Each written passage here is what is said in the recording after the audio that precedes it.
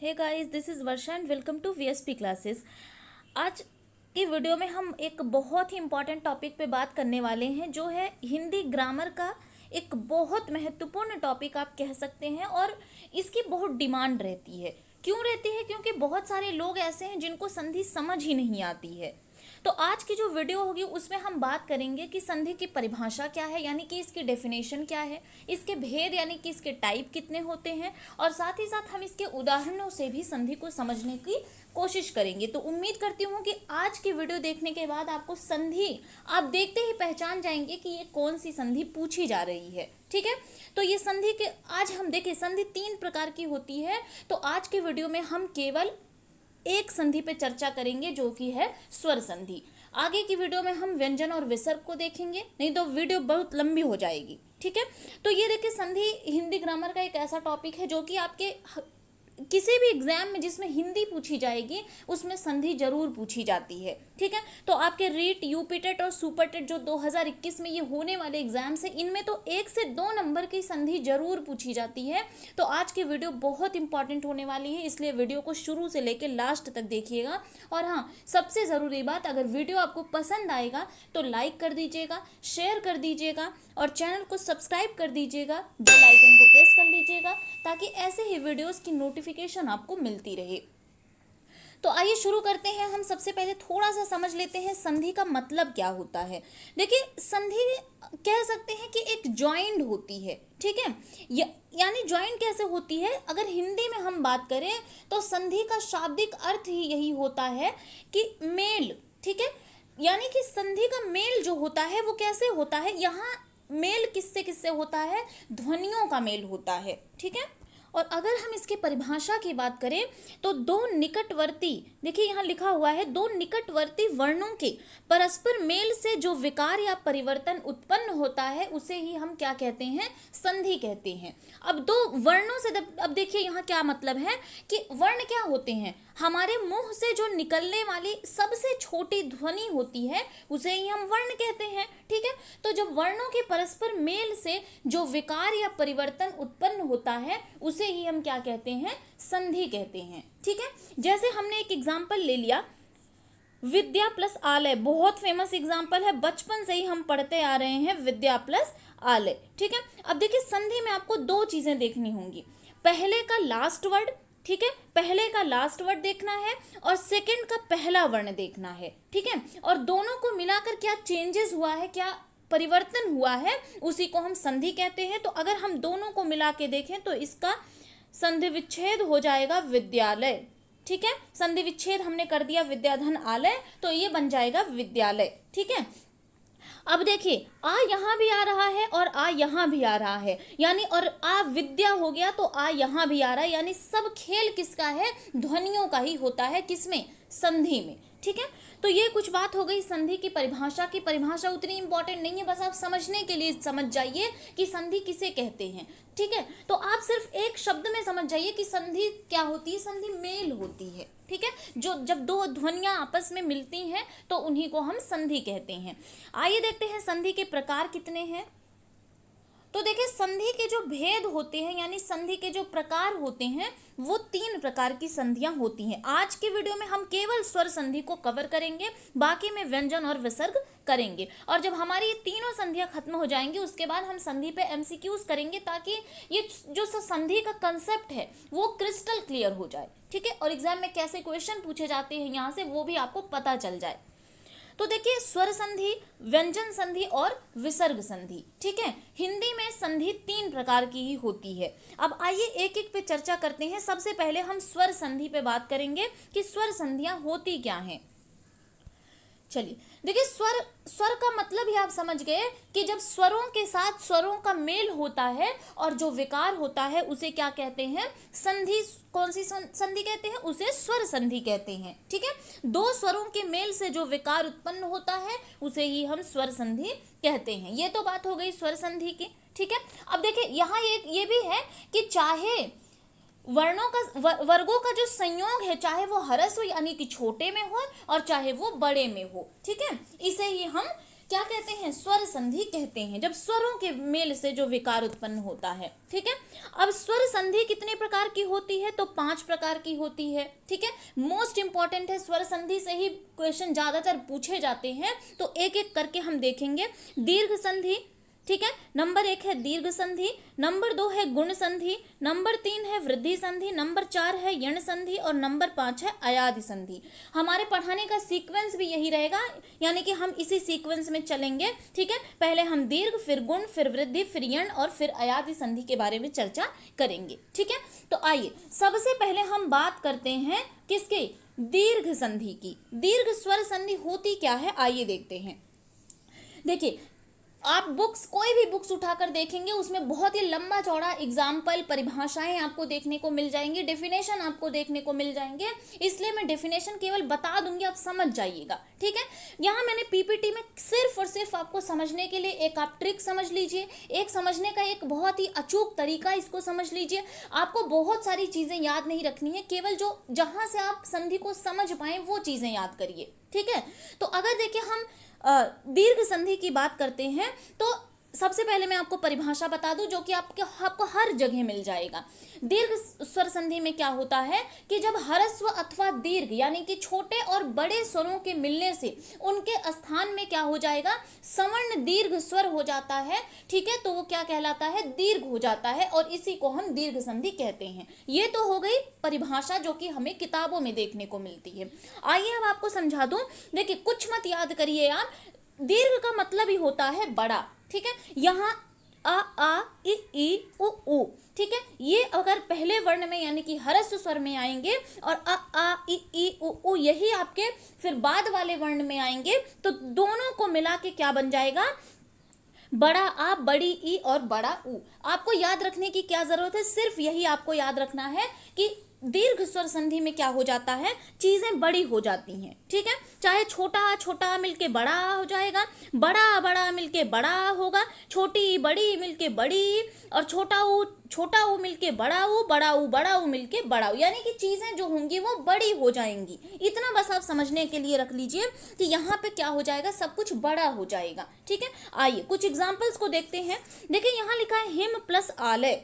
ठीक है, him plus आलय। अब हिम को अगर आप, हमने कहा था कि क्या करेंगे, पहले का लास्ट वर्ण देखेंगे, तो लास्ट में आपको छोटा आ निकल के आ रहा है। ठीक है, और आलय में आपको बड़ा आ रहा है। मैंने बोला है कि छोटा आ बड़ा आ मिलके कुछ भी होगा, लेकिन यहाँ पे बड़ा आ रहेगा। तो आप देख पा रहे होंगे यहाँ हिमा, माँ में आ की मात्रा लग गई, यानी कि बड़ा आ बन गया। ठीक है, तो ये क्या हो गया, दीर्घ स्वर संधि का ये एक एग्जाम्पल है। ठीक है, अब देखिए, छोटा आ और बड़ा आ मिलके बड़ा आ हो गया। इसी तरह हम देखेंगे नदी, नदी में बड़ी ई निकल के आई। ठीक है, यहाँ बड़ी ई है।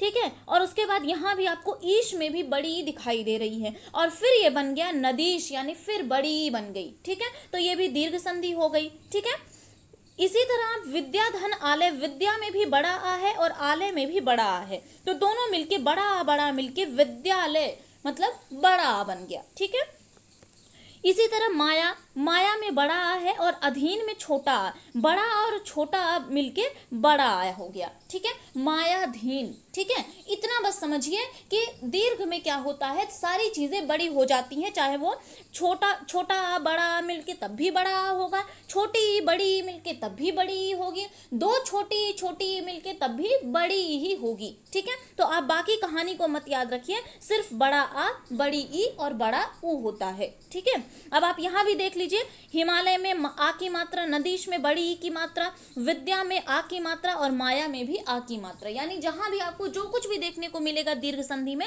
वो बड़ा देखने को मिलेगा। क्लियर हो गई बात? ठीक है, ये तो हो गई कुछ दीर्घ स्वर संधि की बात। आइए अब बात करते हैं गुण संधि की। बहुत इंपॉर्टेंट है, बहुत पूछा जाता है ये एग्जाम में। ठीक है, तो गुण में क्या होता है, सबसे पहले हम परिभाषा को एक बार देख लेते हैं। देखिए, जब छोटा अथवा बड़ा आ के आगे, ठीक है, छोटा अथवा बड़ा आ के आगे क्या क्या आता हो, छोटी या बड़ी आती हो, छोटा ऊ या बड़ा ऊ आता हो, या फिर री आता हो, तो उनकी जगह पे क्या हो जाता है, देखिए, छोटी बड़ी का ए हो जाएगा, छोटा ऊ बड़ा ऊ का ओ हो जाएगा और री का हो जाएगा अर। तो आपको याद क्या रखना है, सिर्फ ए ओ और अर याद रखना है। ठीक है। यानी कि हम कह सकते हैं कि जब छोटा आ बड़ा आ के बाद छोटी ई बड़ी ई, छोटा ऊ बड़ा ऊ या फिर री आए तो उसका क्रमशः क्या हो जाता है, ए ओ और अर हो जाता है। सिर्फ और सिर्फ आपको इतना याद रखना है गुण में, बाकी चीज़ें आपको समझने की ज़रूरत नहीं है। इसके बाद अगर आपको क्वेश्चन देखने को मिलेंगे तो आप तुरंत बता देंगे कि ए ओ अर कहाँ होता है, गुण में होता है। ठीक है, चलिए एग्जाम्पल्स को देखते हैं। देखिए महाधन इंद्र, देखिए गुण का एक समझने का आप तरीका कह सकते हैं गुण संधि को, कि यहाँ जो है क्या होती है, यहाँ ए ओ अर जो होता है वो ए की मात्रा, ठीक है। देखिए महेंद्र में भी आपको ए की मात्रा दिख रही है, देवर्ष में आपको अर दिख रहा है, रमेश में आपको ए की मात्रा, महोत्सव में आपको ओ दिख रहा है। ठीक है, आइए एक तरह से समझते हैं महाधन इंद्र। अब महा में बड़ा आ है और हमारा नियम क्या कहता है, बड़ा आ हो, उसके बाद छोटी ई या बड़ी ई हो, तो हमें यहाँ छोटी ई मिल गया। ठीक है, दोनों अब जब ई मिल रहा है तो क्या हो जा रहा है, ए हो जा रहा है। और आप देख पा रहे होंगे महेंद्र में ए की मात्रा लग गई है। ठीक है, ये तो हो गया हमारा पहला पॉइंट। अब हम बात करेंगे दूसरे एग्जाम्पल पे, देव प्लस ऋषि। ठीक है, देव में छोटा आ गया, ठीक है, और ऋषि में यहाँ पे र आ गया। ठीक है, यानी कि री आ गया, सॉरी री आ गया यहाँ पे, तो री का क्या हो जाएगा, अर हो जाएगा। और यहाँ जब आप देखेंगे तो यहाँ आपको दिख रहा होगा देवर्षि। ठीक है, तो ये भी हो गया।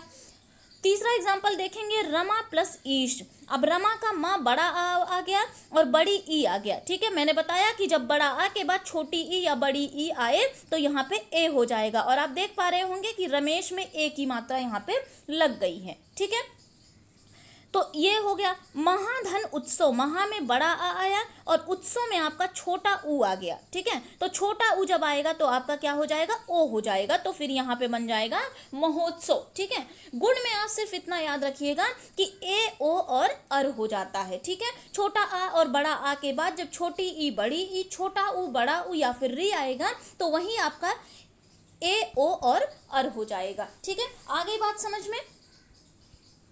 अब ये देखिए बहुत सारे एग्जाम्पल हैं गुण संधि के, दीर्घ स्वर संधि के, बाकी हम आगे जब एमसीक्यूज करेंगे तो बाकी चीजें आपको क्लियर होती चली जाएंगी। ठीक है, चलिए ये तो बात हो गई गुण संधि की।